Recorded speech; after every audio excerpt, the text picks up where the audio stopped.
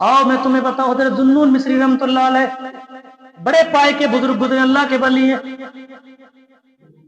एक मर्तबा दिमाग पर जोर था, बड़े सोच में थे, घूमते टहलते दरिया दजला के किनारे जा पहुंचे। हजरत जुन्नून मिस्री रहमतुल्लाह अलैह दरिया दजला के किनारे पहुंचे और एक जगह बैठकर बड़ी सोच में थे, कुछ सोच रहे थे, गहरी सोच में थे। जब आपकी नजर उठती तो क्या देखते, एक बड़ा सा बिच्छू है, दौड़े दौड़े दरिया के किनारे की तरफ जा रहा है। हजरत सैयदना जुन्नून मिस्री रहमतुल्लाह अलैह किसी गहरी सोच में थे। जब आपकी नजर उठी तो आपने देखा एक बिच्छू है बड़ा सा, और वो दरिया के किनारे की तरफ, दरिया के पानी की तरफ दौड़ा दौड़ा जा रहा है, तेज से जा रहा है। आपकी तवज्जो उधर से हटी और उसकी तरफ पड़ी। आपने उस बड़े गौर से देखा कि बड़ी तेजी से जा रहा है। जब वो बिल्कुल दरिया के किनारे पहुंचे, पानी के बिल्कुल किनारे सतह पर पहुंच गया, जब किनारे पर पहुंचा तो अंदर से एक मेंढक आया और उस मेंढक पर वो बिच्छू सवार हो गया। यानी उस बिच्छू ने उस मेंढक को अपनी सवारी, कश्ती बना लिया। जुन्नून मिस्री रहमतुल्लाह अलैह ने जब देखा तो आपको बड़ी हैरत हुई। आप अपनी जगह से उठे और उसके करीब जाकर देखने का आखिर है क्या ये। जब वो मेंढक पे बैठ के बिच्छू बैठा तो मेंढक पानी में अंदर चला गया और वो अंदर सीधे ऊपर ऊपर पानी के ऊपर उसको लेके पानी के अंदर से दौड़ लगा दी। बिच्छू उसके ऊपर बैठा हुआ। हज़रत जुन्नून मिस्री रहमतुल्लाह अलैह देखते हैं, देखकर हैरत में पड़ते हैं। दिल में ख्याल आता है, मुझे लगता है कि अल्लाह रब्बुल इज्जत की तरफ से कोई ना कोई चीज जरूर है, कोई खास वजह है कि एक मेंढक एक बिच्छू को अपनी पुष्ट पर बिठाकर पानी के ऊपर लिए जा रहा है। कुछ तो है। हज़रत जुन्नून मिस्री रहमतुल्लाह अलैह ने इरादा किया कि मैं भी इसके पीछे पीछे चलूं। आपने भी दरिया दजला पार करने का इरादा कर लिया और आप भी दरिया में चले गए। जब वो चलते चलते मेंढक दरिया के उस पार पहुंचा और उस पार पहुंचने के बाद जब वो मेंढक बिल्कुल किनारे पर पहुंचा, बिच्छू उसके पुष्ट पे से उतरा और उतरने के बाद आगे चलता बना। हज़रत जुन्नून मिस्री रहमतुल्लाह अलैह उसके पीछे पीछे चले जा रहे हैं। चलते चलते जब वो दरिया दजला थोड़ा दूर निकला तो एक दरख्त के करीब वो बिच्छू चला जा रहा था। हज़रत जुन्नून मिस्री क्या देखते हैं कि एक दरिया दजला के से थोड़ा दूर चलने के बाद जो दरख्त है और उसी दरख्त की तरफ वो बिच्छू दौड़ा दौड़ा जा रहा है। आप फरमाते जब मेरी नजर उस दरख्त के पास पड़ी, मैंने दरख्त को गौर से देखा। क्या देखा, दरख्त के नीचे एक आदमी लोटा पड़ा है, एक आदमी सोया हुआ है, गहरी नींद में है।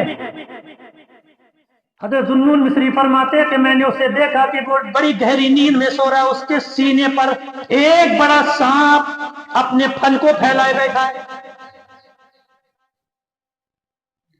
दरिया दजला के उस पार थोड़ी दूर पर एक पेड़, दरख्त के नीचे एक आदमी पड़ा है, सो रहा है, गहरी नींद में है और उसके सीने पर एक सांप, बड़ा सांप और फन को इस तरह से मुंह को फैला इस तरह से बैठा है। आप फरमाते तो मैं देख रहा हूं और बिच्छू बड़ी तेजी से दौड़कर उसके करीब जा रहा है कि वो सांप उसको डसना चाह रहा था। डसता वो अपने फन को नीचे ला रहा था कि बिच्छू एकदम से झट उसके ऊपर चढ़ा और उसके डंक मार दिया सांप के। जब बिच्छू ने सांप के डंक मारा तो सांप बिलबिला उठा एकदम से और इधर उधर को अपने बौखलाया, भागा इधर उधर को। जुन्नून मिस्री कहते कि थोड़ी देर में वो सांप मर गया। मुझे बड़ी हैरत हुई, आखिर ये क्या दरिया दजला के उस पार से रब ने एक बिच्छू को इस बंदे की जान बचाने के लिए भेजा। दरिया दजला के उस पार से उस पार इसकी जान बचाने के लिए भेजा। जुन्नून मिस्री कहते हैं मुझे शौक हुआ, ये तो अल्लाह का कोई करीबी, कोई अल्लाह का बड़ा नेक बंदा है जिसकी जान को अल्लाह ने बचाने के लिए एक बिच्छू को दरिया के उस पार भेजा और इसकी जान बचाई। फरमाते मैंने इरादा किया मैं इसके पैरों को बोसा दूं। जुन्नून मिस्री रहमतुल्लाह अलैह फरमाते जब मैं उसके करीब गया और मैं उसके पैरों को बोसा देने के लिए आगे बढ़ा تو میں نے محسوس کیا اس کے منہ سے شراب کی بو آ رہی تھی۔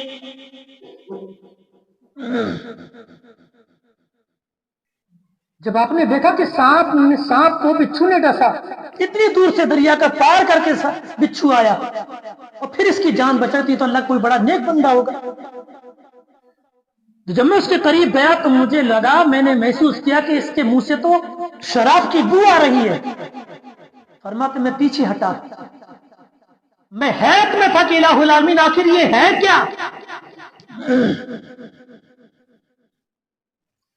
اس کے منہ سے شراب کی بو آ رہی ہے، اور میرے مولا تو نے اس بچھو کو دریا کے اس پار سے اس پار بھیجا اس کی جان بچانے کے لیے۔ حضرت ذوالنون مصری کہتے ہیں میں اس رب کی بارگاہ میں عرضی کر رہا تھا، غیب سے آواز ہے ذوالنون تو اتنا حیرت زدہ کیوں ہوتا ہے؟ اگر میں صرف نیکوں کا خیال کروں گا تو بروں کا خیال کون کرے گا؟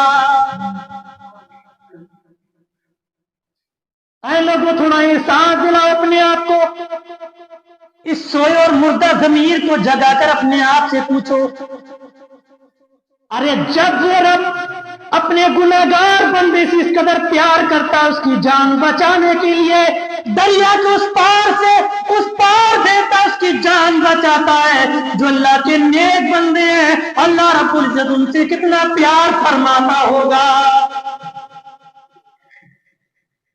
ہم کہاں ہیں آخر؟ ہم کہاں سوئے ہوئے ہیں؟ ذوالنون مصری کہتے ہیں مجھے بڑی حیرت تھی، غیب کی آواز سنی میں نے اور بھی حیرت میں پڑ گیا، لیکن میں اس کے جاگنے کا انتظار کرتا رہا کہ کب اس کی آنکھ کھلے گی، کب نشہ اترے گا، کب یہ جاگے گا۔ تو پھر میں جاگنے کے بعد اس سے پوچھوں گا آخر وجہ کیا ہے، اس کی وجہ کیا ہے کہ ایک بچھو ادھر سے آیا، دریا پار کیا، اور پار کرنے کے بعد اس کی جان بچائی، آخر اس نے کون سا عمل کیا ہے؟ ذوالنون مصری کہتے ہیں شام کا وقت ہو گیا، سورج ڈھلنے لگا، ہوا کے ٹھنڈے ٹھنڈے جھونکے آنا شروع ہو گئے، اس کا نشہ ختم ہوا، اس کی آنکھ کھلی، اٹھ کر بیٹھا۔ وہ نشے والا شخص اٹھ کر جب بیٹھا ذوالنون مصری کو دیکھتا ہے سامنے ہے، سامنے دیکھ کر ذوالنون مصری کو حیرت میں پڑ جاتا اور کہتا حضور آپ یہاں کیسے؟ کیونکہ بڑے مشہور تھے نا ذوالنون مصری رحمۃ اللہ علیہ، اللہ کے ولی ہیں، بڑے مشہور تھے۔ آپ دیکھا فوراً پہچان کے بولا کہ حضور آپ یہاں کیسے؟ ذوالنون مصری کہتے ہیں یہ تو بعد میں پوچھنا، لیکن ایک بات تو بتا کہ تیرا یہ حال کیسے، اور تو اتنے گھنٹوں سے کس طرح کی نیند لے رہا تھا کہ تو اتنا مگن تھا نیند میں، اور تیرے منہ سے بو بھی آ رہی تھی، آخر یہ سب کیا ہو رہا ہے؟ ذوالنون مصری رحمۃ اللہ علیہ نے جب اس سے پوچھا، اس کو شرمندگی ہوئی، سر کو نیچے کیا، جب اس کی نظر دائیں سائڈ پر پڑی تو کیا دیکھتا ہے؟ ایک بڑا سا سانپ مرا پڑا ہے۔ اس سانپ کو دیکھ کر پوچھتا ہے حضور کیا آپ کو پتا یہ آخر سانپ میرے پاس کیا کر رہا ہے، میرے سامنے میرے سائڈ میں مرا ہوا کیوں پڑا ہے؟ ذوالنون مصری فرماتے میں تجھے بتاتا ہوں، میں کسی گہری سوچ میں تھا، گھر سے چلا دریا دجلہ کے کنارے آ کر بیٹھ گیا، لیکن جب میری نظر اٹھی میں کیا دیکھتا ہوں، بڑا سا بچھو دوڑ کر دریا کے کنارے جا رہا ہے۔ ساری بات بتائی آپ نے، اور جب ایک مینڈک آیا، مینڈک نے اپنے اوپر بٹھایا اور اس کو دریا پار کرایا۔ جب یہ بچھو دریا پار کر کے گیا میں پیچھے پیچھے تھا، تو یہ سانپ جو تیرے سائڈ میں مرا پڑا ہے، یہ سانپ تیرے سینے پر بیٹھا تھا اور تجھے ڈسنے والا تھا کہ بچھو نے تیرے اوپر چڑھ کے اس سانپ کو ڈنک مار دیا، جس کی وجہ سے سانپ تو مر گیا اور تیری جان بچ گئی۔ جب تیری جان بچ گئی حیرت میں تھا اور وہ رونے لگا، رو کر بولا ہائے افسوس ہائے افسوس، میں جس رب کی زندگی سے نافرمانی کر رہا ہوں اس رب کی ساری زندگی سے نافرمانی کیے جا رہا ہوں، لیکن نافرمانی کرنے کے بعد بھی وہ رب کتنا کریم ہے کہ میری جان بچانے کے لیے اللہ نے ایک سہارا بھیج دیا تھا۔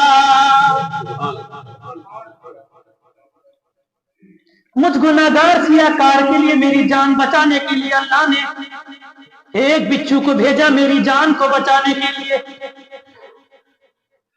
ذوالنون مصری فرماتے ہیں کہ اس نے اتنا کہا اور وہ توبہ کرتے کرتے کھڑا ہوا اور اس نے جنگل کی طرف دوڑ لگا دی۔ فرماتے ہیں جنگل کی طرف اس نے دوڑ لگا دی اور جنگل میں جا کے توبہ استغفار کرتا رہا، اپنی رب کی عبادت میں لگ گیا۔ وقت گزرتا گیا، ذوالنون مصری کہتے ہیں دوبارہ ملاقات ہوئی تو میں نے اس کا حال یہ دیکھا کہ اللہ نے اس کو اپنے نیک بندوں میں شامل فرما لیا ہے، اور جو بیمار اس کے پاس آتا، جس بیمار کے سر پر ہاتھ رکھ دیتا، اللہ اس کے ہاتھ کی برکت سے بیمار کو شفا عطا فرما دیتا تھا۔ اے لوگوں غور تو کرو، جب اللہ گناہگاروں سے اس قدر پیار کرتا ہے تو نیکوں سے اللہ کس قدر پیار فرماتا ہوگا۔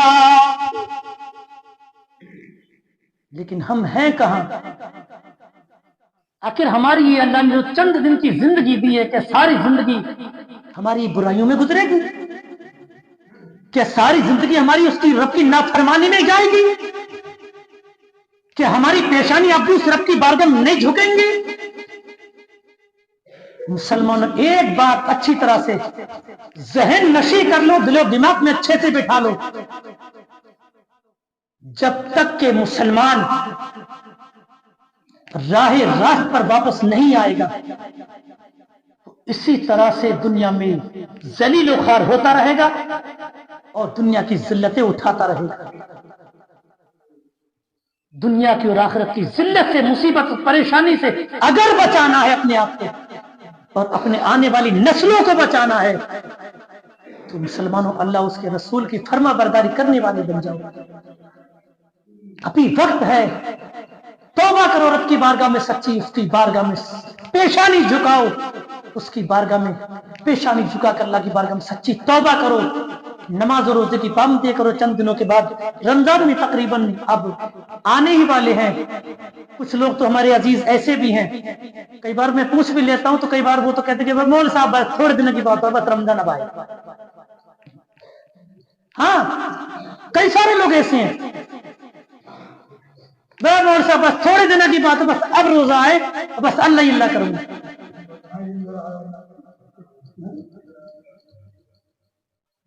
سب سے بڑا مسئلہ یہی تو ہمارے ساتھ ہے۔ اگر ہمیں یہی احساس اگر ہو جائے، اگر احساس ہمیں ہو جائے اس چیز کا کہ تیری موت تیرے ساتھ بڑی تیزی سے گھوم پھر رہی ہے اور وقت مقررہ مجھے پتا بھی نہیں ہے کہ موت کا وقت کب ہے، اگر اسی کا اگر احساس ہو جائے تو پھر یہ ساری جھگڑے ختم ہو جائے نا، تب تم تیاری میں لگی جائے نا۔ ایک اللہ والے سے کسی نے پوچھا کہ حضور میں موت کی تیاری کب سے کروں، تو اللہ والے نے کہا کہ مرنے سے ایک دن پہلے موت کی تیاری کر۔ پوچھنے والے پوچھا کہ حضور میں موت کی تیاری کب سے کروں، فرمایا مرنے سے ایک دن پہلے۔ تو بولا حضور یہ تو مجھے پتا ہی نہیں ہے۔ اللہ کا ولی فرماتا ہے ایسا کر، ابھی سے ہی موت سے ایک دن پہلے سمجھ کر ابھی سے موت کی تیاری، اللہ کی عبادت کرنے لگ جا اور اپنی موت کی تیاری کرنے میں لگ جا۔ جب تجھے پتا ہی نہیں ہے تو اب سے ایک دن سمجھ اور ہر آنے والے دن کو موت کا آخری دن سمجھ اور اپنی مرنے کی تیاری میں لگ جا، یعنی موت سے ایک دن پہلے اپنے جانے کی تیاری کر لے، اپنے نیک اعمال کر لے، اچھائیاں کر لے، لوگوں کے ساتھ اچھا سلوک کرنے والا بن جا، اپنے اہل و عیال کے ساتھ اچھا سلوک کرنے والا بن جا، اللہ کی عبادت کرنے والا بن جا، رسول کریم کا فرما بردار بن جا۔ جب تو موت کو، ہر دن کو، آنے والے دن کو موت سے ایک دن پہلے سمجھے گا، جب تیری سمجھ میں آ جائے گا تو تیرے سارے دن ایسے گزریں گے، اگر تو برائی کرنا بھی چاہے گا برائی کرنا پائے گا، رب کی رحمت جوش میں آئے گی، فرمائے گی اے میرے بندے اب تو برائی کی طرف کیوں جا رہا ہے، تو اپنے رب کی طرف آ گیا ہے۔ جب تو اپنے رب کی طرف آ گیا ہے اپنی رب کی عبادت کیے جا اور اپنی جنت کو آسان کرتے جا۔ مسلمانوں ابھی وقت ہے، ہمارے نوجوانوں کو تو میں کیا کہوں، ہمارے بڑے بوڑھوں کو دیکھو، شرم کی بات تو یہاں ہے نا، بہت زیادہ شرم کی بات تو یہ کہ بڑے بوڑھے تک نماز نہیں پڑھتے، یوں ہی گھوم رہا، جمعہ پڑھ لیا نہیں تو جمعہ تک نہیں پڑھتے، اللہ خیر فرمائے۔ لیکن بوڑھا ہو یا جوان ہو، ہر عاقل بالغ مرد و عورت مومن مومنہ پر نماز پنجگانہ فرض عین ہے، رمضان کے روزے فرض عین ہے۔ ہمیں چاہیے کہ ہم سب نمازوں کی پابندیاں کریں اور نماز پنجگانوں اپنے اپنے وقتوں میں ادا کریں۔ اللہ رب العزت کی بارگاہ میں دعا ہے کہ مولا تبارک و تعالیٰ اس مختصر سے وقت میں جو کہا اور سنا، اس میں غلطیاں خامی اللہ تعالیٰ معاف فرمائے اور صحیح سے قبول فرمائے، اور سننے سے زیادہ ہم سبوں کو عمل کی توفیق عطا فرمائے۔ استغفر اللہ ربی من کل ذنب